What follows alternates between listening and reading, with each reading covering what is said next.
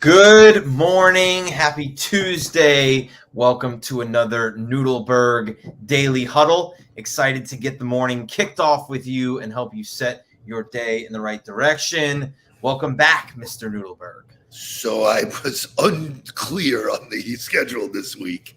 So I am here. I'm happy to be here. There's so many moving pieces with what's going on with me. But as you can see, I am in the den of a place called Palmetto Bluff. And what a dynamite resort. I did a live video this morning outside by the fire. I've been in the gym. I'm ready. I feel good. I'm going to do a question and answer with the group this morning, which is a cool follow-up. They had their management team here for strategic meetings and sales planning, and I blasted them yesterday. The fire hose was on, a couple of hours worth of stuff.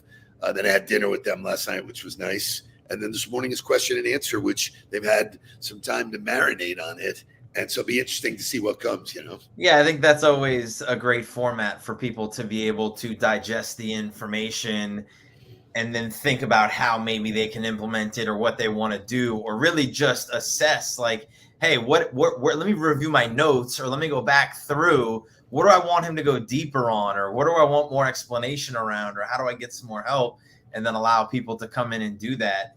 It's, I do my leadership workshops with Estelle at the end of every month, and I break it up the whole session that way. Half of the session is teaching. The second half is then workshop question and answer, which on the first one is kind of tough because they haven't really come in prepared with it. But as you start to build on it, it adds more and more. And similar to the GOTB accountability call, we kicked off the year at the beginning of January and gave everybody some time to get going. But when we come back at the end of February, it's what have you been training on? What have you been doing? What takeaways from the last call? All of that, which really helps the implementation piece of it and is the real coaching aspect. So it's interesting because I did talk about the mirror challenge, that you wake up every morning and your competition's right in front of you, all the negotiations that are going on in your head. That's the fight every day, but Jen Walsh is here. She's lives in San Francisco. She's attending this event. So she got to sit in and hear a couple of hours of me. What'd you think, Jen? Drop a comment in there. Let us know what you thought of the presentation yesterday. Good morning, Romy. Good morning, Michelle. Billy Riley, Kathy Hood Slayton, Melissa Graves. Just want to give some shout outs. Jamie Tribble, D. Robinson, Chris, Nick Mao. I'm looking forward to being with your group next Thursday. Chris Pollock, thank you for the note yesterday. Chris got a great note from sending out my book. He got a note back to him about how somebody enjoyed the book, which was really super cool. So that's a cool thing that, I talk to about, when you want to meet somebody, if you send them a book, it's great to send it as a gift. But if you do some research and you see that somebody really digs, Richard Branson, if they put it in their interest and you send them Richard Branson's new book, like when you send somebody a book, you're like already saying like, I think you're smart. Like whether they read it or not, Sure. And nobody ever throws a book away. So everybody here got my book yesterday, which was nice. So really great time. Shay, you want to show them the picture of the group? What a magnificent property! A great room that I worked in. Look at that room. Yeah, that's fun. Lots of room to breathe. I'm an environment guy, so I walked into the room and I was already supercharged. Well, it definitely has a Southern charm feel to it, with the big porch and the high ceilings and the arch ceilings and the wood pillars on the inside. I love it. Yeah, so really, really cool stuff. I'm glad to there be was many here. There was many photo ops that we have taken. It was a good content session yesterday, right? Now, what's interesting is what we're talking about this morning, which we will go to, music. But what we're talking about this morning was in the presentation. for the very exact reason why we're going to talk about National Periodic Day. So let's get wake up stuff. Wake up, everybody! Get up! Get up! Get up! Get up!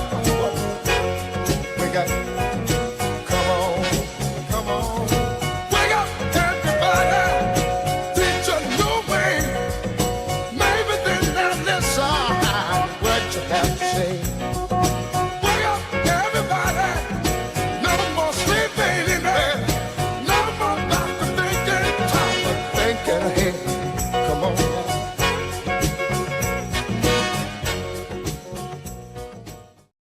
So this is great. So Dave Stavali, who is, I think he's Friday, correct? He is Huddler in the hot seat on Friday. So he's just a great dude. Just a shout out to you, Dave, because I did reconnect with Kyle yesterday, and we will have, that was your introduction. But he says in that comment, forget about the book. What about the jacket? This is, you know, when you listen to other people, I had a leather jacket for years. I loved it. I thought it was fine. My fashion coordinator, Helen, said, you need a better jacket. You need a better jacket. And I was like, leather is expensive, man. Yeah, You know? no doubt. It's like a blazer, you know? It's You like know a what? blazer. And so I invested in it, and it's been, ever since I bought it last year, I've gotten great compliments. So Yeah, thank you sure. guys. So do you want to kick it off with this National Periodic Day? Sure. Today is the National Periodic Table Day, which to me, you know, the periodic table is a bunch of, you know, letters that represent chemicals and, you know, the periodic table, which to me takes us to all of the acronyms in business. And I remember first of all, in football, it's like a free for all. Like every time you move on to a new staff, everybody's speaking in these letters, and you have to, like, you know, learn through a fire hose and try to figure out what everybody's saying. Because in football, everybody's pretty much doing the same thing, right? Like you're in the same, there's only so many ways to skin a cat, but everybody calls it something different. So you're trying to get acclimated to the language and learn what it means, which similar to the business world when I came out and started, you know, selling digital advertising, and people were like CPMs and CPC. And I was like, what in God's name are you guys talking about? You know, so I think today is a great day to celebrate some of our acronyms that we speak in and talk about the importance of language. Well, you know, so if you look at what happened in social media originally, you know, LOL was like really the start of it, which was laughing out loud. Sure. But there's a whole subculture of language there that I'm like, sometimes someone will say something, I go, what the hell are you talking about? Here was one that I talked about. It's not on our list, but I talked about it yesterday. Most people know what FOMO is. Sure. FOMO, fear of missing out. Right. So I went with yesterday, and I shared this with the team that I was working with. It's FOFO. So tell me what FOFO is. Fear of failing out. No. Fear of forgetting. I don't know. Fear of, what do you got? So this is a serious thing. Fear of finding out. You know, leaders. So leaders don't ask the right questions. People put their fucking head in the sand and don't want to know what's happening. I said to these people yesterday, I go, listen, if you landed on the planet today, which if you remember the conversation you and I had when you were starting doing this, I said, you have the gift of not knowing all of the old bullshit. You know, so you jumped into it and said, okay, show me what it's like now. Fear of finding out what's out there, like the new tools. If you knew what I knew, you would be doing exactly what we're doing. There's no reason not to do it. So fear of finding out is a real thing where people just put their head in the sand and they go, oh, yeah, you know, I'll stick to cold calling, which when I see people posting LinkedIn about cold calling, I go, what the hell is the matter with you? It's stupid. So a friend of mine, and I do call him a friend, he was a walk-on at Florida State. He ran track in high school. He's from down here. He's from like the Space Coast area. He was indoctrinated into the Grant Cardone culture for a long time, and then branched out and started his own agency. So he subscribes to the content and he's producing a ton of content and sharing a ton of content and about his journey in building a business. And a piece of content he shared yesterday was him dialing the phone over and over and over and over. And he goes, look, I might have to do 150 of these to get one person on the phone today. But once I get that one person, I'm going to make it worth it. And I just commented on it and I was like, why? Like there's so many better ways to get somebody to have a conversation with you. So I want to get to some of these, but if you unpack that, the time and effort, and some people got it yesterday because I'm going to talk about time management this morning, but if you use your time more wisely, connecting the way we say to connect. So the first one for me, and I said, what's ABC? And ABC came, everybody, always be closing. I went, oh, relax, man. That's old school. New school is always be connecting. That seems like if you're legitimately, and we talked about this earlier in the week or yesterday or whatever day it was, ask Cole. If you legitimately don't show up with an ask and want to just connect with people, that's connecting. So always be connecting is, that conversation stems from the conversation I had with Andy Smith yesterday about kind of taking on a new business development representative inside of their organization, and they're a young person, and like what's the metric you're really looking for? And to me, it comes back to conversations. And so we kind of backtracked it to the number one metric you want to get to is conversations. In order to get conversations, you got to be getting people's attention. You got to be connecting a certain way. If you're connecting with a lot of people and nothing's converting to conversations, then we can diagnose where the problem is. If you're connecting and having conversations, but nothing's moving into the pipeline, then we can diagnose where the problem is. If you're not connecting with anybody and you're not doing any activity, then we can diagnose where the problem is and you actually doing the work. But most people are just tracking the number of calls they make a day, and they have no idea how to assess what's working and what's not working. So, the always be connecting piece allows you to really identify what's working. Why are people choosing to have a conversation with you? Which then allows you to build a game plan and a strategy around doing more of it. So the whole idea, of like, and this is where we came up, and I came up with this years ago, the DMO, the daily marching orders, that one is the next one. So ABC and manage daily behaviors.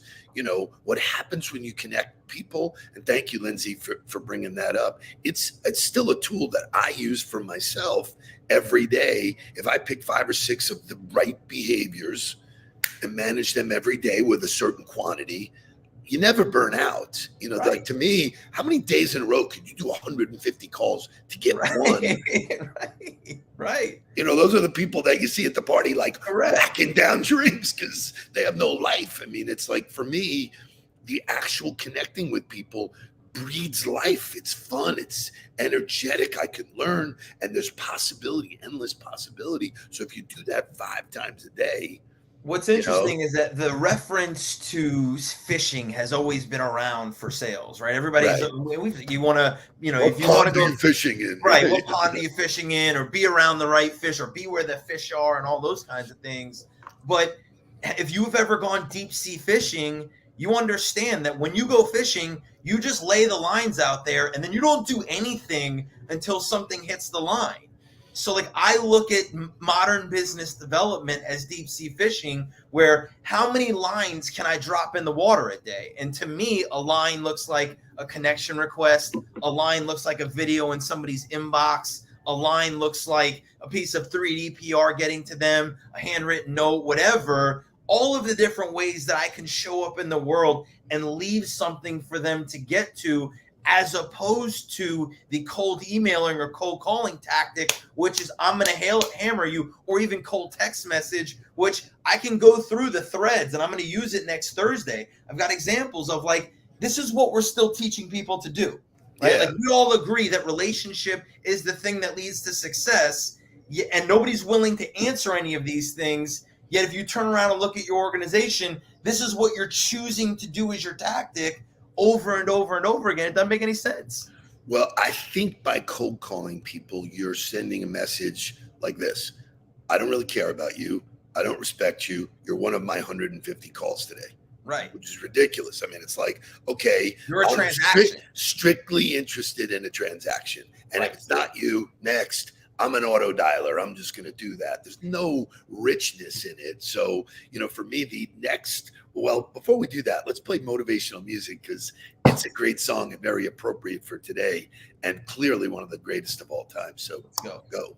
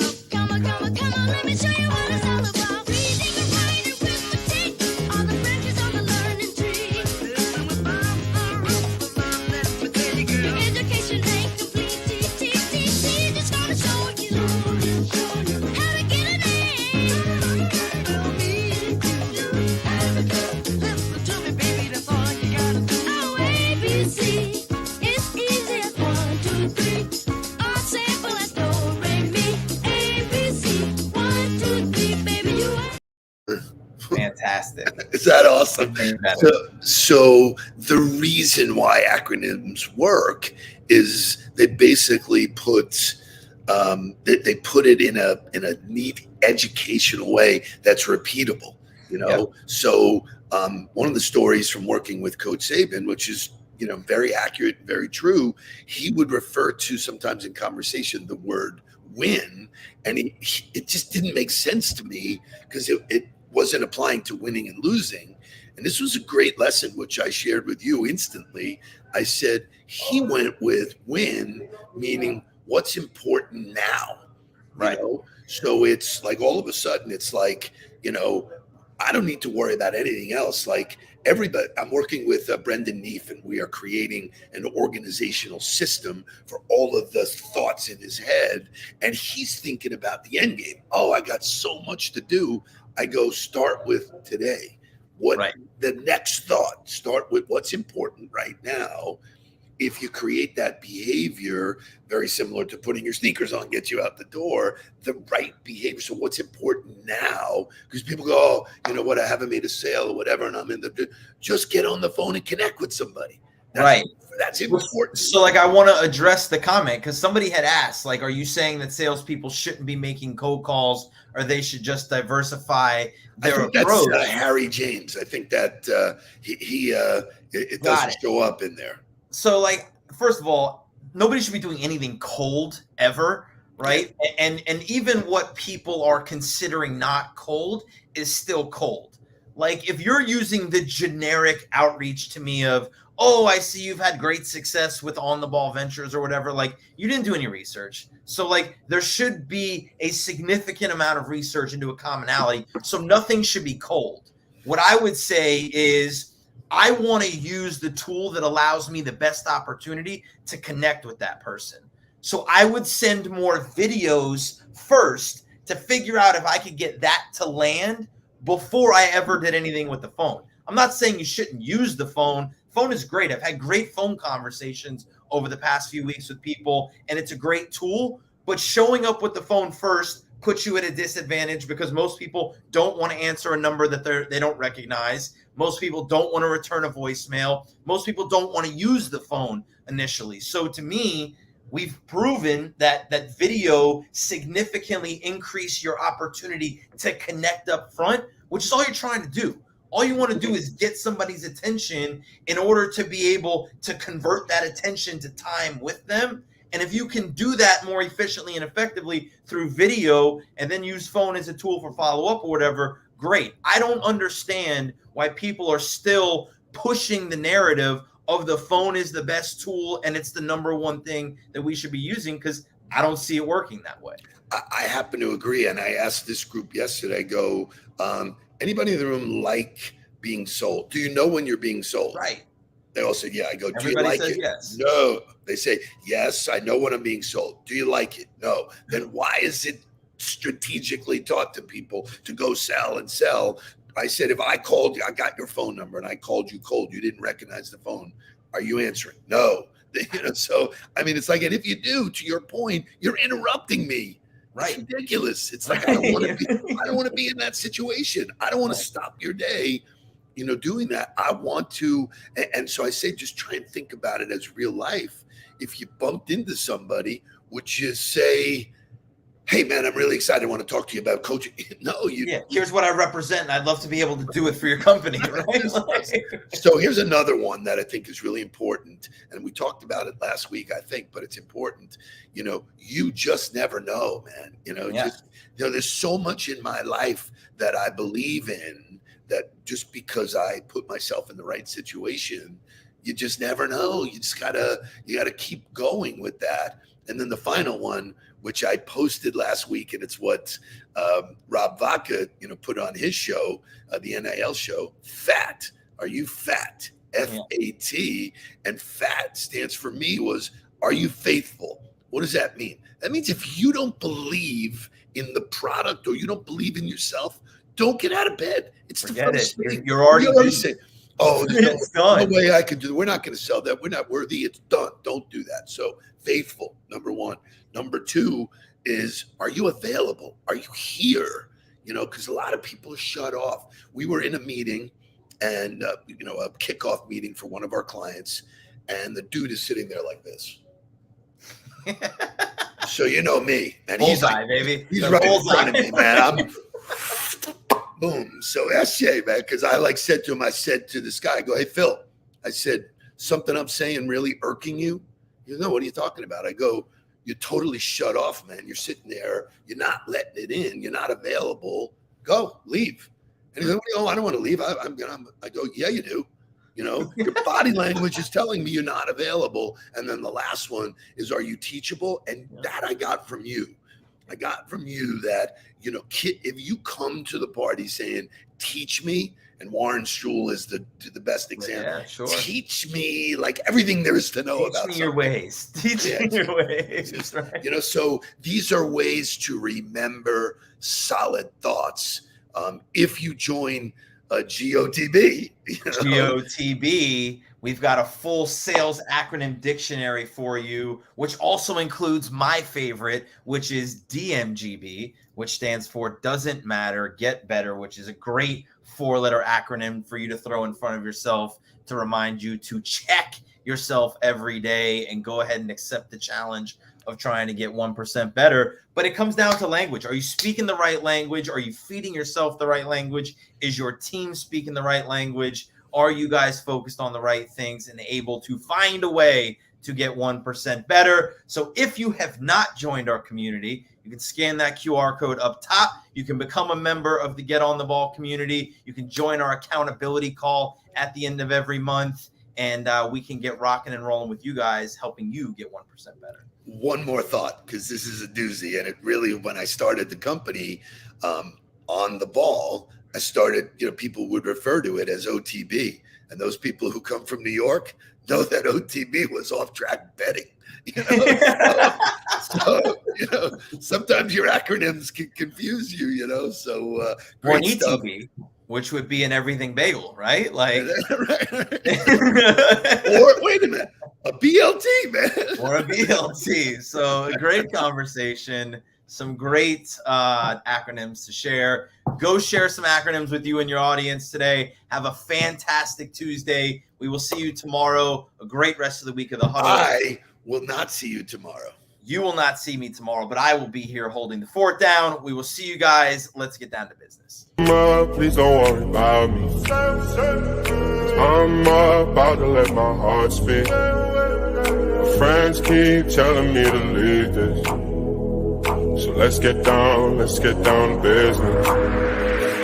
Let's get down to business.